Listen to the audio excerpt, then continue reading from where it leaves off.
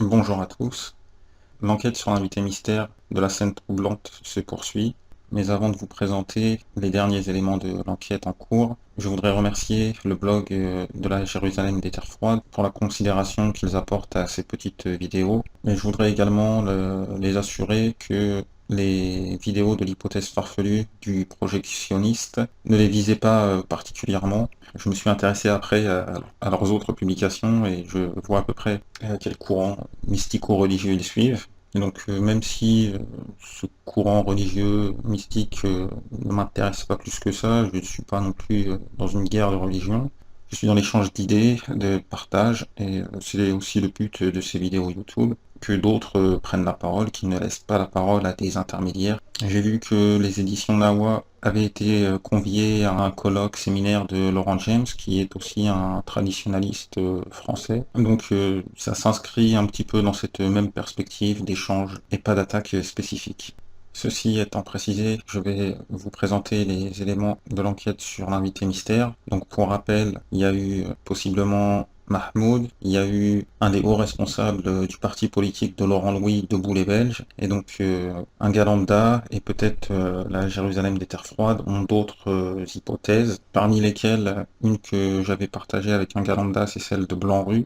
Et donc pourquoi peut-on penser que cet invité mystère est Blanc-Rue? Car sur son blog, on voit qu'il y a un trou dans les publications au mois de mars 2014. Que faisait-il? Où était-il? Peut-être à une bataille de Jmoun à Qom. Hypothèse peu probable, car l'invité mystère a semble-t-il des lunettes. Il y avait aussi un homme proche de Blanc-Rue qui a toujours été flouté de son vivant, et cet homme est Emmanuel Ratier. Donc voilà les grosses pistes. Il y en a une dernière qui est en train d'être suivie comme les autres. Donc laquelle est la plus chaude, la plus froide? Pour l'instant, on enquête, on néglige aucune piste. Avant de conclure par une hypothèse farfelue, je voudrais vous présenter deux mystères. Mystère, c'est un bien grand mot. Questionnements, deux interrogations que j'ai envers Paul-Éric Blanc-Rue. La première interrogation récente que j'ai eue, c'est pendant la semaine Soral sur le site du Libre Penseur. C'est à la lecture de la préface du livre de Salim que je me suis posé une question. Je vous fais d'abord la lecture et ensuite je vous partage mes interrogations. La première fois que j'ai rencontré Soral, ce fut à ma demande. C'était en 2003. J'avais assisté devant mon poste de télévision à un débat réjouissant qu'il avait mené sur les ondes de LCI contre Gilles William Goldnadel, l'avocat de la Ligue de défense juive et représentant du Likoud en France. Je le félicitai par email. Un rendez-vous fut pris dans un bistrot situé dans les parages de son appartement du Marais. Je découvris un curieux personnage dont l'une des premières phrases fut, me dévisageant, tu as un gros nez. Pour bien me faire comprendre que l'écrivain sagace dont le discours m'avait enchanté sur LCI n'existait définitivement pas, il me lâcha. De toute façon, Golnadel et moi, on est copains, on s'écrit, on déjeune ensemble.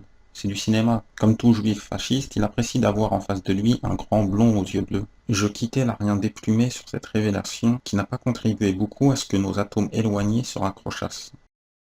Je sais pas pour vous, mais moi je comprends pas que l'on assiste, que l'on construise même une dissidence qui va s'opposer à l'état en place avec quelqu'un dont on a une si mauvaise première impression. Moi je comprends pas. Si vraiment la personne je la sens pas, je sens que c'est possiblement un infiltré du camp d'en face, à la limite je garde des relations cordiales, mais ça s'arrête là. Certains vont me dire qu'ils se sont embrouillés et autres, mais ça c'était après, car suite à leur rencontre, c'est Blanc-Rue lui-même qui le dit, il l'a assisté, ils ont construit ensemble la dissidence.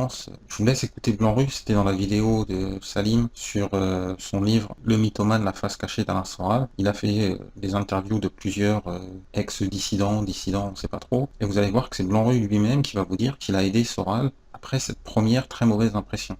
Je peux quand même révéler quelque chose ici, c'est que je l'ai présenté à Emmanuel Ratier, qui l'a présenté à Châtillon, qui l'a présenté à Jean-Marie Le Pen.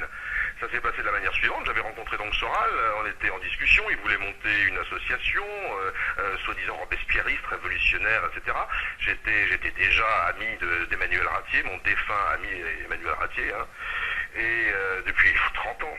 Et je lui ai dit, tiens, je côtoie un type qui est un peu fou, mais bon, peut-être on peut en faire quelque chose. Et puis il m'a répondu par mail. Hein. Je possède bien sûr tous ces mails, j'ai toutes les preuves de tout ce que j'avance. Et il m'a répondu, le vieux aime bien les dingues, il est capable d'en faire un député européen, présente-le-moi. Et du coup, il a fait chez lui un dîner avec donc Frédéric Chatillon, Anne Benoît, etc.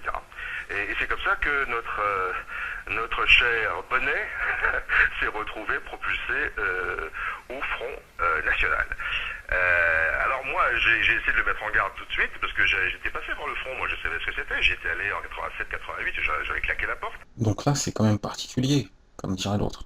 Tu rencontres un type qui est possiblement un indique du camp d'en face. Ce que tu vas faire, c'est que tu vas le présenter à un ami de 30 ans. Quand cet ami de 30 ans va t'expliquer ce qu'il va faire avec ton ami de 3 jours, tu vas prévenir ton ami de 3 jours que c'est peut-être pas le bon choix qu'il va faire. C'est particulier comme vision de l'amitié. Il y a une logique qui est bizarre, mais il y a une logique. Donc tu rencontres une personne qui est possiblement sioniste, ce que tu vas faire, c'est que tu vas aider à la recycler dans un parti que toi-même tu sais depuis plus de 10 ans que c'est aussi un parti sioniste. Donc dans ce cas-là, est-ce que t'es pas sioniste toi non plus? Parce que là tu viens de renforcer ton ennemi. Je sais pas si c'est ça ou si c'est autre chose. En tout cas, cette logique renforce une thèse d'Ahmed Moalek qui nous avait fait une révélation. Donc je vous la partage et après je contextualise cette vidéo d'Ahmed Moalek.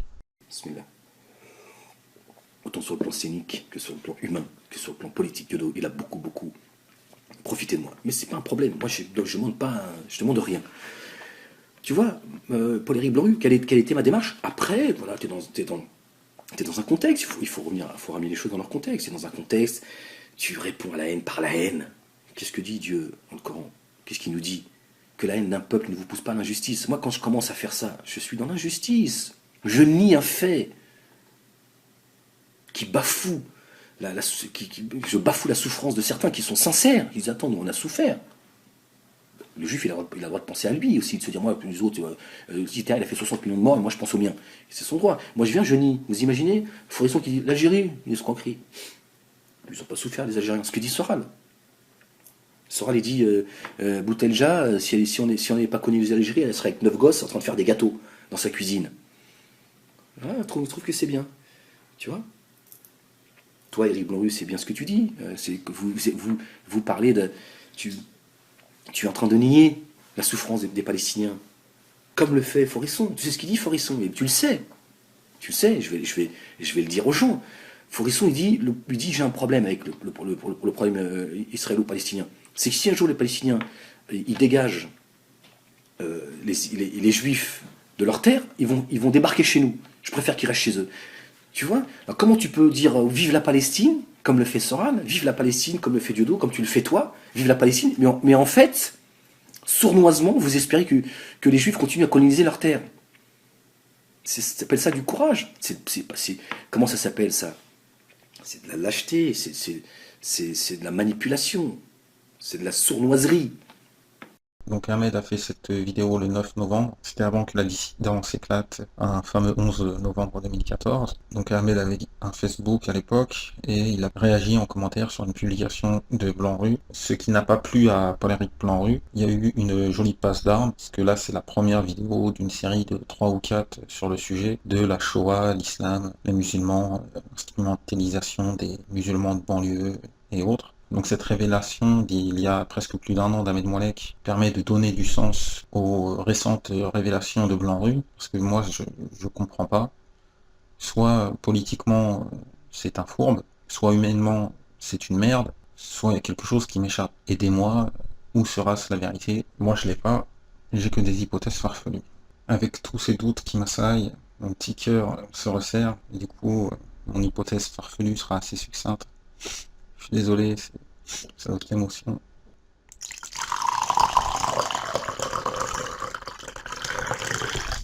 Peut-être que, suite à cette semaine qui a détruit définitivement Soral, d'après le libre penseur Salim Naïmi, peut-être qu'Ahmed va retrouver son Facebook, ou pas. Je sais que ça n'a rien à voir, mais ça doit être l'émotion.